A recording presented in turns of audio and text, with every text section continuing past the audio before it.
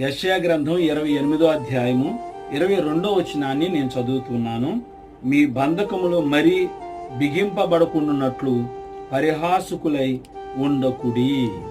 ఇక్కడ రాయబడిన ఈ వాక్యంలో మనం చూస్తున్న సత్యం ఏంటంటే పరిహాసకులై ఉండకుడి అని దేవుడు మాట్లాడుతున్నాడు. పరిహాసకులు అని అంటే జోకులు వేసేవాళ్ళు, హేళన చేసేవాళ్ళు, అపహాసికులుగా ఉండేటువంటి వాళ్ళు. బైబిల్ వాక్యంలోనే రాయబడింది కదా, దుష్టుల ఆలోచన చొప్పున నడవక, పాపుల మార్గమును నిలవక, అపహాసికులు కూర్చున్న చోటున కూర్చుండక అని దేవుడు మాట్లాడుతున్నాడు. వాళ్ళు కూర్చున్న చోటే కూర్చుండొద్దు అని అంటున్నాడు దేవుడు. మరి మనం జోకులేస్తే, అపహాస్యకు మాటలు మనం మాట్లాడితే దేవుడికి బాధ కదా, దేవుడికి దుఃఖం కదా. ఇంకో విషయం ఏంటంటే మనకున్న నష్టాలు, కష్టాలు, బాధలు ఇవన్నీ అంట మన మెడకు బిగుసుకుంటాయి అంట. అపహాస్యకులంగా ఉంటే